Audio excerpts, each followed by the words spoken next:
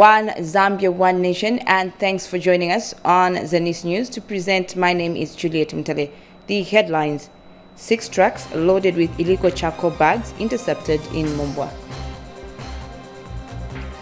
Over 1,000 Choma students put on CDF education bursary.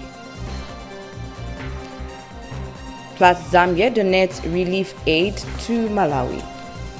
Zanis News in detail, with our first item from Central Province, where the Department of Forestry in Mumbwa District has intercepted 6 light trucks loaded with illegal charcoal bags destined for Lusaka. Mumbwa District's Forestry Officer Mosti Hamonga says all the traffickers did not have genuine documents and that the charcoal in question is from the protected game management area. More in this report. An operation conducted by the Department of Forestry has intercepted 6 light trucks carrying bags of charcoal in Mumbwa District. Mumbwa District Forestry Officer Most Hamonga says the charcoal, which is suspected to have come from a protected area, has been impounded. Acquire the necessary documentations for them to enter into this business, because the law it allows when we do in line with the law. But if we do not in line with the law, then you enter yourself into this kind of circumstances. District Administrative Officer Dr. Smasi has appealed for adherence to the provisions of the Forestry Act. Let's adhere to the provisions of the Forest Act and the laws governing our natural resources, and that all the use of our natural resources should be done within the law, and we should follow guidance laid down by our forestry department. Meanwhile, charcoal traffickers have given the reasons behind the interception. We are here, the papers are expired. Due to that, we take too much time in the bush there to correct, and the roads are not passable. Supplementary interventions are required if the forests and game management areas are to be safe from human activities. Krugasiankuru, Zanis, Mumbwa. In Luapula Province, over 500 livestock farmers in Chembe District have been empowered with 2 500-acre capacity solar incubators. This is under the enhanced smallholder livestock investment program, stocking and restocking program that the Ministry of Livestock and Fisheries is implementing. Details in this report. The 8th National Development Plan places agriculture as one of the key pillars for the economic growth and job creation in the country, and therefore the stocking and restocking program embarked on by government is the most effective tool to boost the livestock population. In this regard, government has empowered over 500 livestock farmers in Chembe District with 2 solar incubators that have a 500-egg capacity each under the enhanced smallholder livestock investment, stocking and restocking program meant to improve the livestock production in the district. Ubuteko burefu ati ifo obutekeshi bwafitekwa kuno ku Chembe bwalundurukai emkwai so yini nshira imwe obuteko busangire kweba ati abantu besunga twabaletera kwefintu ngefya parefi umwa kutotwera amani kuti abantu balesunga enkoko balereta namani mukutotwe shine. Speaking during the handover of the solar incubators, Chembe District Administrative Officer explained that government has been endeavoring to promote initiatives which intend to better the livelihoods of the rural Zambians by enhancing livestock production. Amani yangu ko ayari 500 jinga ya ikalomu panu mayanshi ku 21 utuko constitution twatotwa. Umuteko waba president bahaka ilechilema bulefwaya bonse fyo umuntu abule muntu bamuntu yakutita so tekyo pesa pantanshi. The farmers in the district pledged to take full responsibility of the equipment. No tuleto tela sana ubuteko wa UPNG ubuteko wa HH wewe kashiba kuno twakwatisha omunani temunani weka nendalama mu matumba shashitashani shafula pamulandu wanshi impia shena tukalatongola fye utukoko tukalaitotwela fye bali lero amaloko chike nyali muisa yali muno mwine munchende. Reporting for Zanis in Chembe District in Luapula Province, I am Mijelo Mwemba.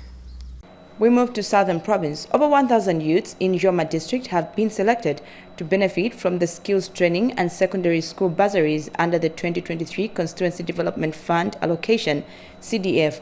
Choma Municipal Council Assistant Public Relations Manager Kameko Manda says the 4.8 million kwacha allocation has since been exhausted due to overwhelming applications. Rinya Sakala now reports.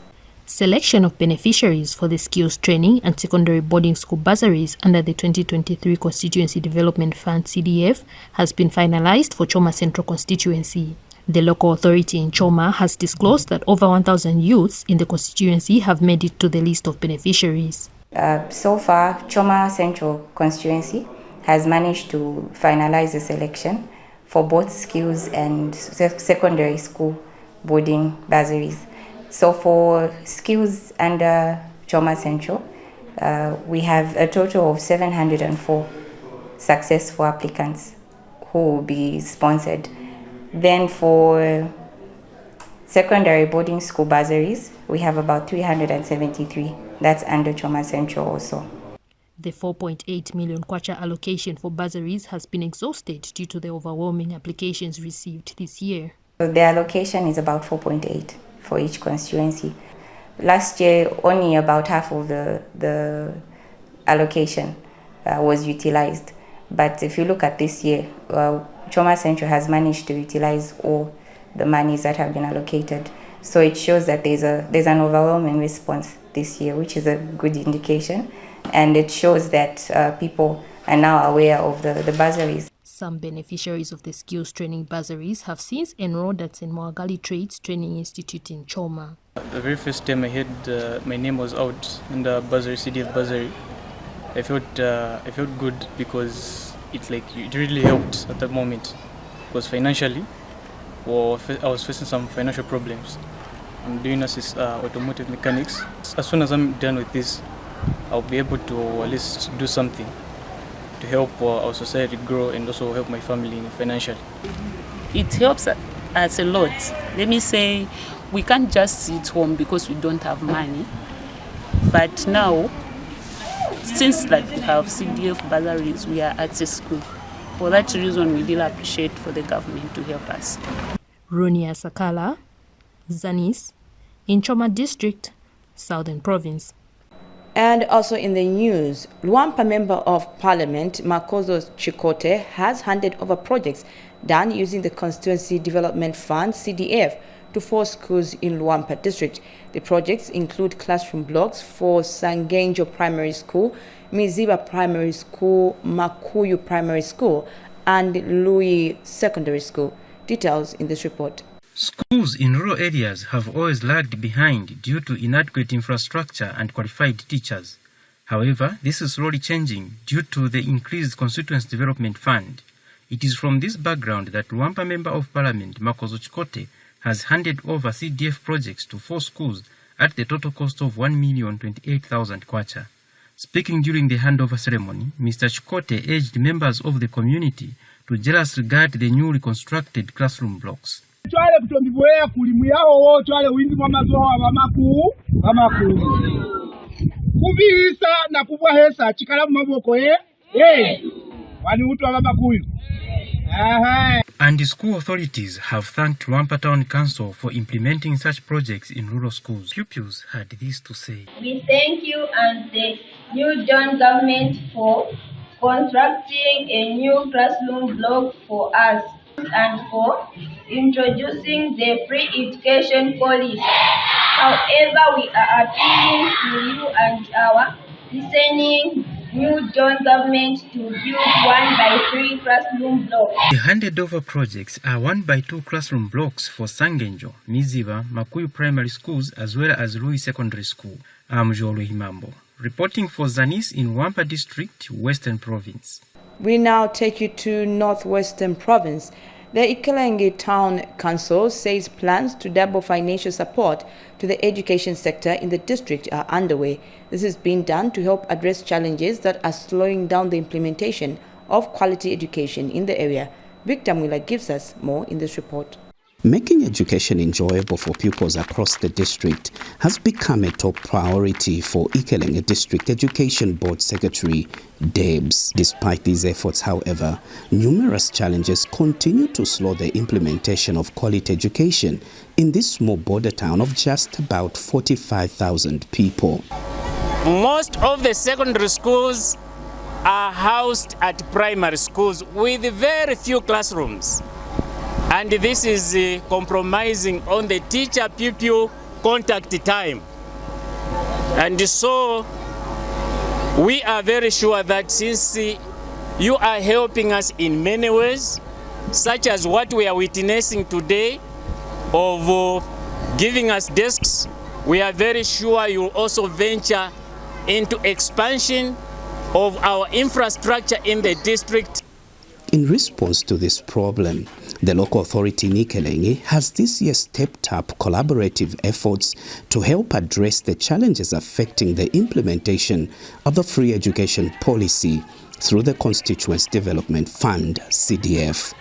Ikelengi Town Council has also pledged to procure 5,000 school desks to reduce the 10,000 shortage that the district faces. Just recently, we are handing over sites to about 3 or 4 contractors to construct 1x3 classroom blocks, which have a standard of secondary schools, aimed at curbing the shortage of classroom space in our schools in the district.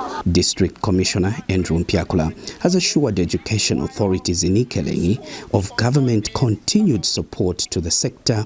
The government has increased grants to schools, as well as ensuring timely delivery of the same to cater for their operations. Victor Mwila for Zanis in Ikelengi, Northwestern Province. You are watching Zanis News from Mass Media Complex. Now, government has donated food and non-food items to Malawi to help ease the burden being faced by the country's victims who have been hit by Cyclone Freddy. The Disaster Management and Mitigation Unit, DMMU National Coordinator Gabriel Pollens says the Zambia Air Force plane, which has been dispatched, will deliver 5 tons of relief aid, adding that the additional supplies are being delivered to Malawi by road. Sunday Walia has more in this report. The Disaster Management and Mitigation Unit, DMMU, in the Office of the Vice President, has dispatched a plane carrying a consignment of humanitarian aid with about $1 million to help survivors of Cyclone Freddy in Malawi. Gabriel Pollen, in the company of Minister of Information and Media, Permanent Secretary Kennedy Kalunga, officially flagged off the relief dispatch to Malawi at Lusaka ZAF Base Airport this morning. So following the appeal by the Malawian government for support from the international community, a directive was given by His Excellency the President, Mr. Hakainde Hichilema, to come to the aid of our neighbors, our brothers and sisters in Malawi in times of disaster.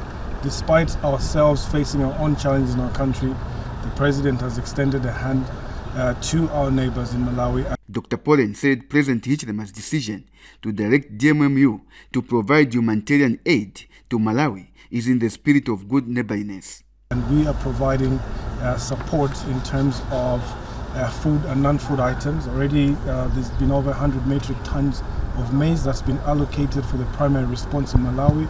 We are providing tents, we're providing other non-food items such as blankets.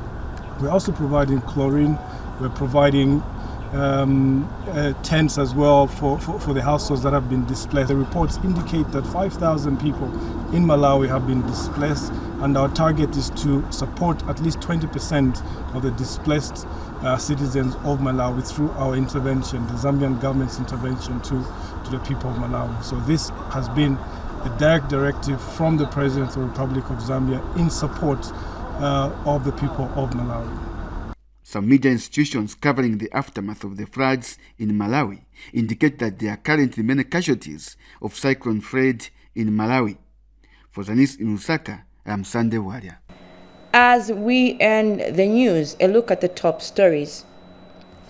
6 trucks loaded with illegal charcoal bags intercepted in Mumbwa. Over 1,000 Choma students put on CDF education bursary. Plus, Zambia donates relief aid to Malawi. Thank you so much for staying with us. On behalf of the entire Zanis production team, my name is Juliet Mutale saying bye-bye.